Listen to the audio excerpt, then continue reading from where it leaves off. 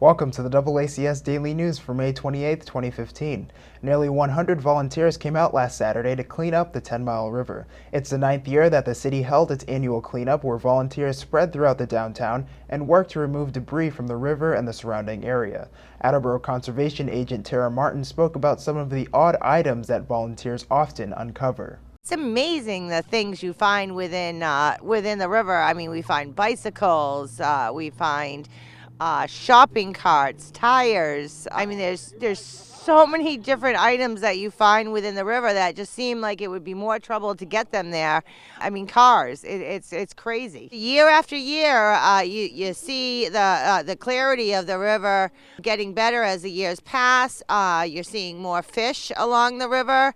So it's really come a long way over the years. It's very important to ensure that over the years with development that we still have some open space and protect our natural resources. Participant Jay Delisio echoed a similar sentiment. He was part of a group of volunteers that call themselves the River Rats. They spent much of the time wading through the river to search for debris. We are the River Rats. It's a name that we wear with great honor and pride.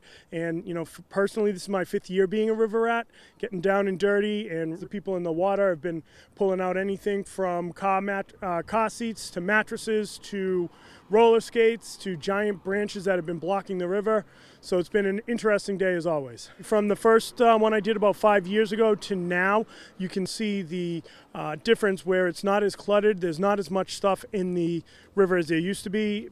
Back a few years ago, you'd be pulling out shopping carts, car tires, and a lot of them, plural, not just one cart or one tire, car batteries. We're finding cinder blocks, but we've seen a lot less of that. And I think that people who live up and down the 10-mile river, especially in this area here, realize this is where they live, and they don't want that stuff in their backyard and looking at a polluted river when they look out their back window. It's all volunteer work, and this is just another great example of how Attleboro comes together. And we're seeing signs of and shows of community support and volunteerism across the city, and that's really something to be said about that in a city this size, to have so many people come down on a cool May day to really make sure that we're doing our part to continue to move Attleboro forward.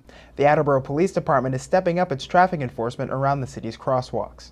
The department held crosswalk checkpoints in several problem areas around the city on Sunday.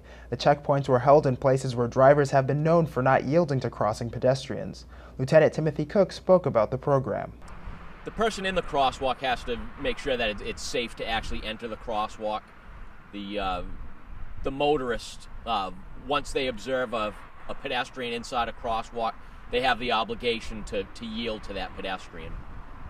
The fines can be up to $250. These are all considered moving violations. As a result of any 3 moving violations, which would be referred to as a surchargeable offense, the registry can suspend an operator's license. Inattention has a great deal to do with it.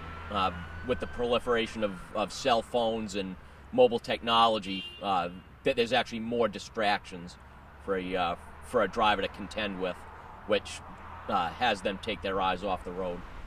That's it for today's update. For DoubleACS News, I'm Austin Ricketts.